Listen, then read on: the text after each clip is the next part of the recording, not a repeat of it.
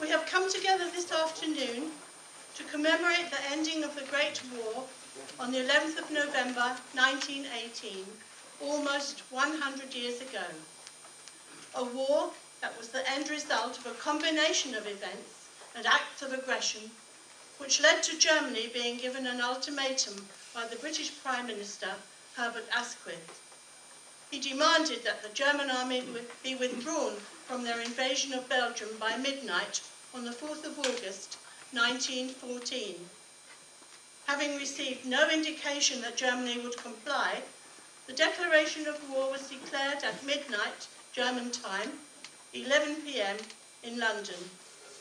It was to be a short war, all over by Christmas, was the consensus of opinion. Young men and boys were anxious and more than willing to sign up to fight for their country, and they did. From England, Wales, Scotland and from Ireland, they queued at recruiting offices and signed their names for adventure and for glory. When it was time for them to leave, the goodbyes were heartbreaking.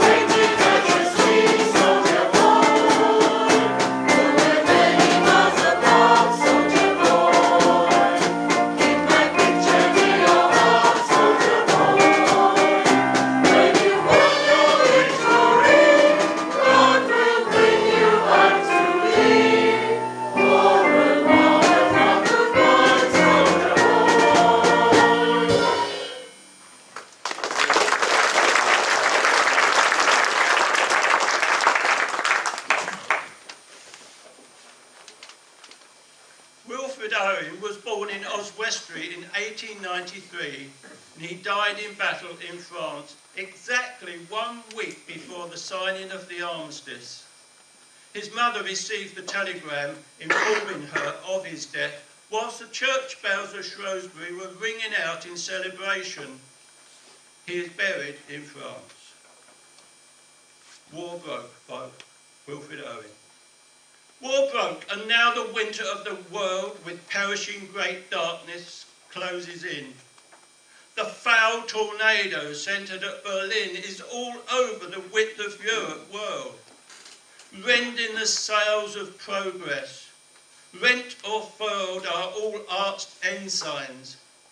Burst wails, now begin famines of thought and feeling. Love's winds thin, the grain of human autumn rots, down hurled.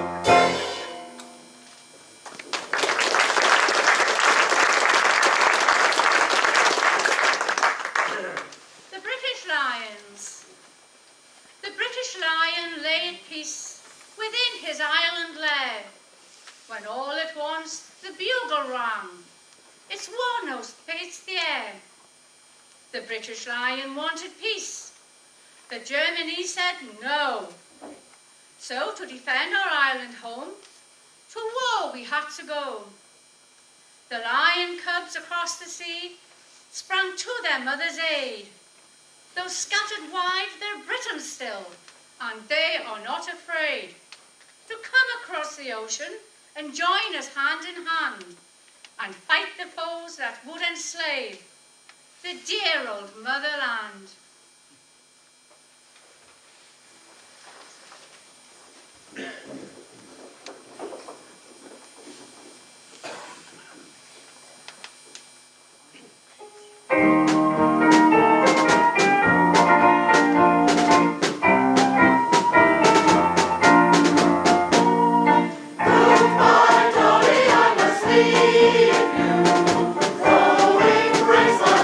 Go.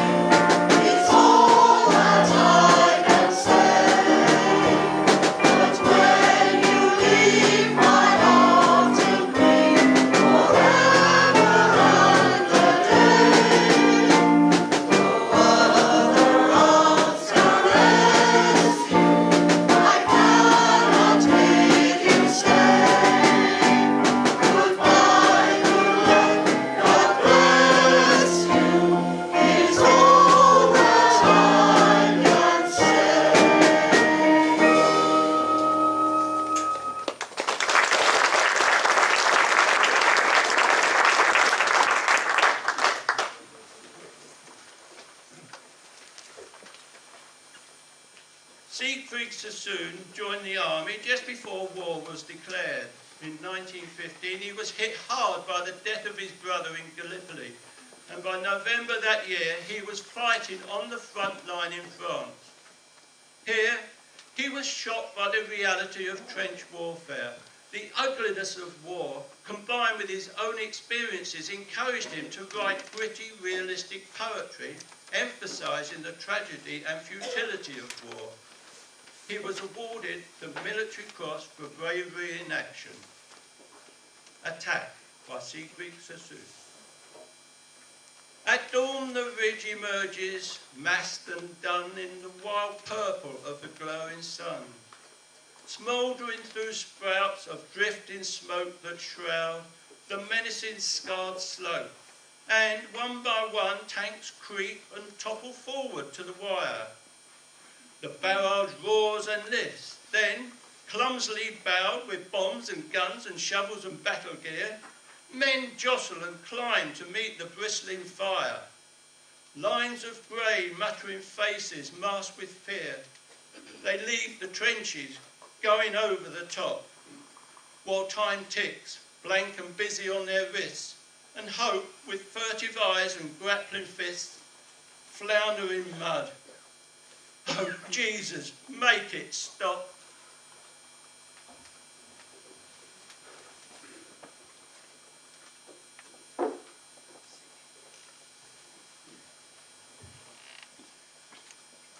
During World War I, up to 12 million letters a week were delivered to soldiers, many on the front line. When a soldier on the Western Front wrote to a London newspaper in 1915, saying he was lonely and would appreciate receiving some mail, the response was immediate. The newspaper published his name and regiment, and within weeks he had received 3,000 letters, 98 large parcels, and 3 mailbags full of smaller packages. Had that soldier had the time to respond to every letter, he could have done. Wherever he was fighting, his reply would have been delivered back to Britain within a day or two of posting.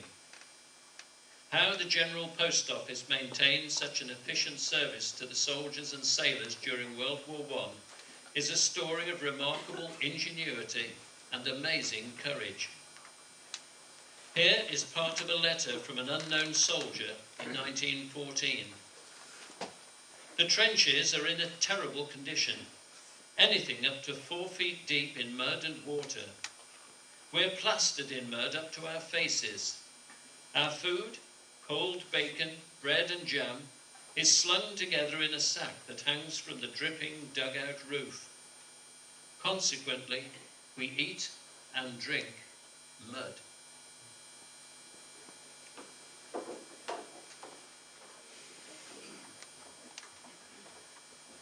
And now for some humour from the trenches on army forms by Sergeant Charles H. Moss of the 18th Battalion Durham Light Infantry.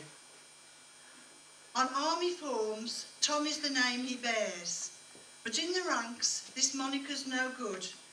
If he's a Murphy, whatever he cares, he'll get no other name than Spud. And if he's one of the family clerk and was baptised Fred or Jack or Bobby, or uses his number to keep it dark, he will always loudly be called Nobby. And if his true surname should be Miller, let him be fraud or good and trusty, a man or a mouse or a lady killer, you will find he will always be called Dusty.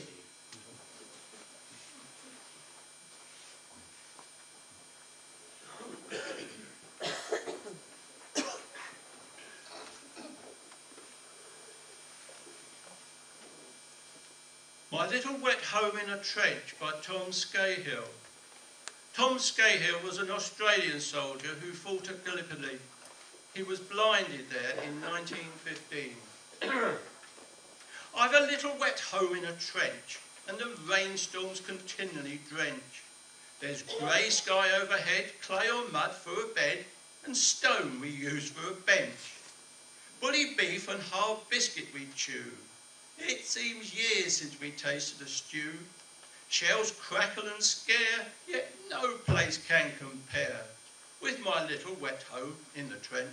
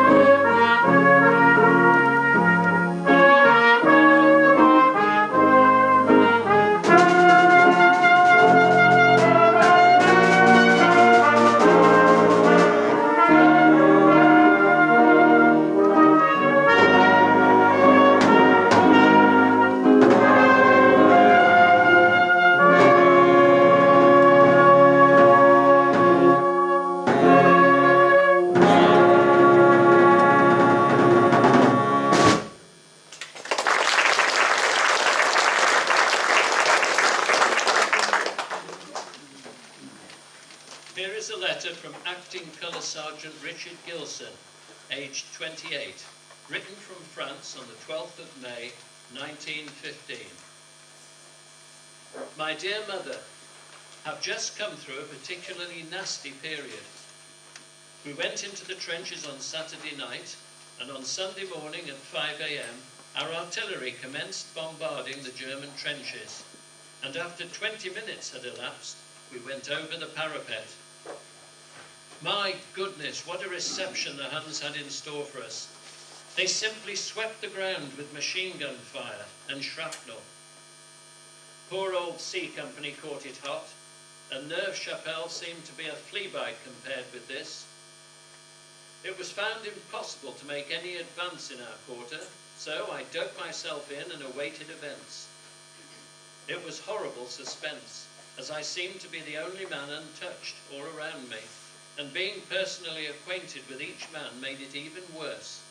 In fact, it's wrong to call them men, as they were mostly mere boys. At about early afternoon, I was hailed from the trench as to whether it was possible for me to get back. I replied in the affirmative and decided to run the risk of getting potted on the way. So, I commenced crawling on my stomach until about a few yards from the parapet, then made a spring and rushed headlong over the top, nearly spoiling the features of the few people that happened to be in the trench, and were not expecting me. We have been resting since, but by all reports, we shall be up again soon. No rest for the wicked, it said, and if true, we must surely be a bad lot. I lost all my belongings except a Gillette razor, so should be glad of a few toilet requisites when next you are sending a parcel. And perhaps Frank would get me a shaving brush. Must close now. Much love to all. From your affectionate son, Dick.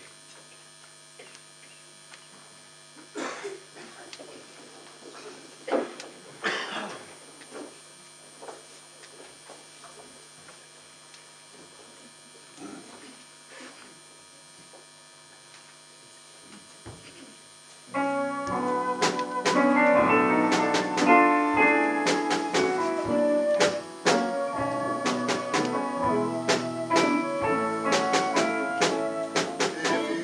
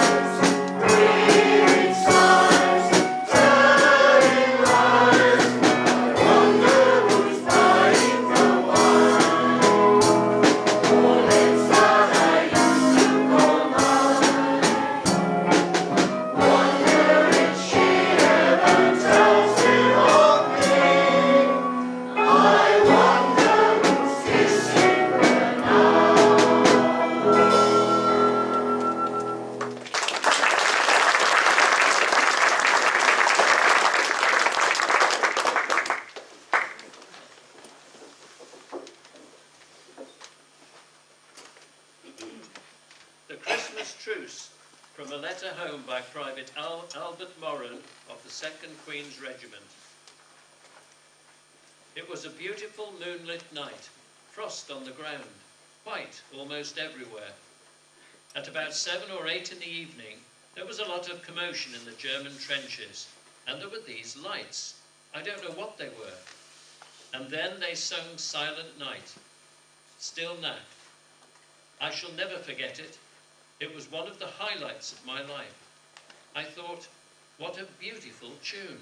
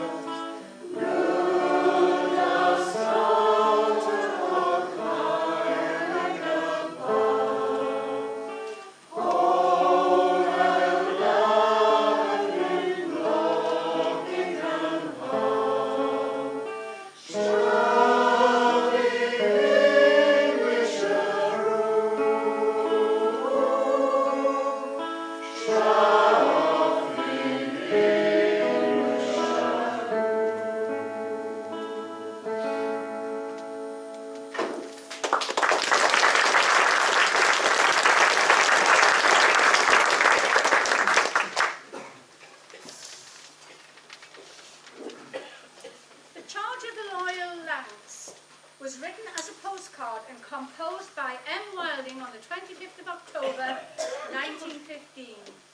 The local lads all mentioned on the card were from Preston in Lancashire. Most of the lads who before the war had never held a gun. Most of them too had never dreamed that they would face the Hun.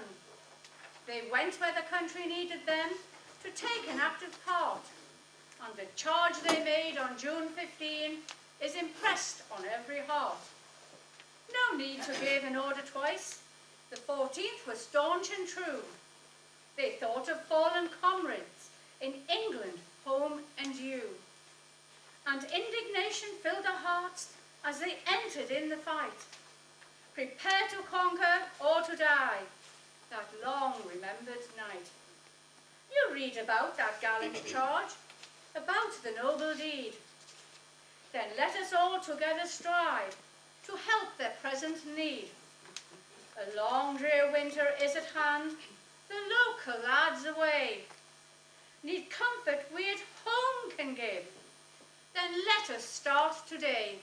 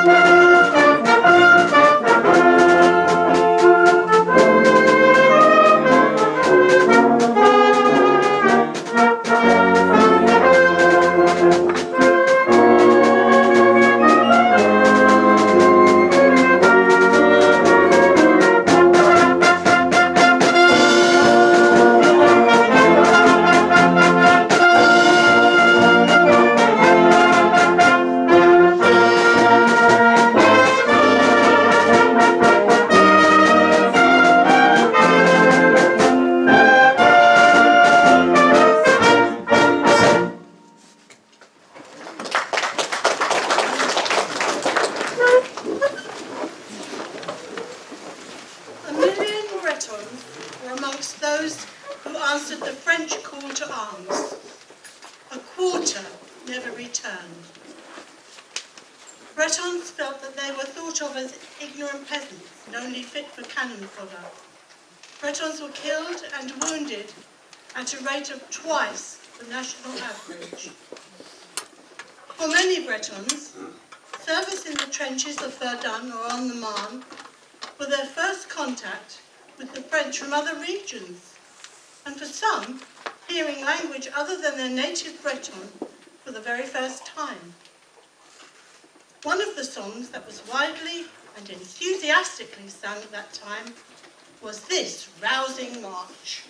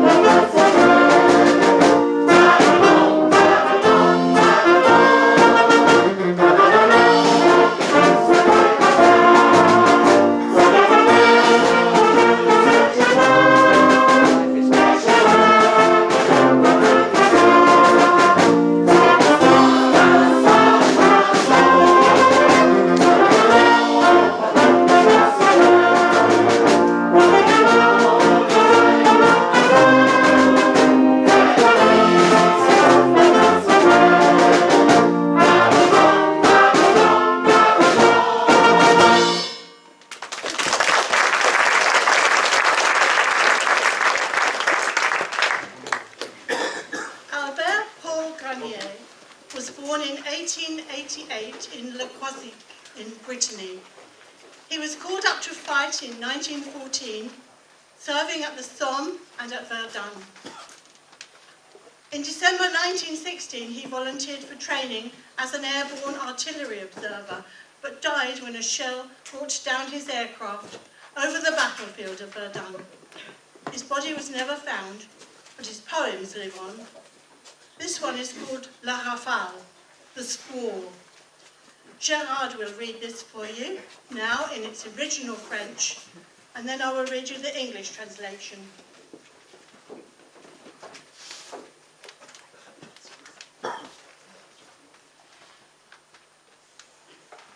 En rafale d'acier, les longs obus gloutons, fracassant le ciel clair d'un formidable orage, se sont rués forcément sur le village, comme un vol d'aigle sur un troupeau de moutons.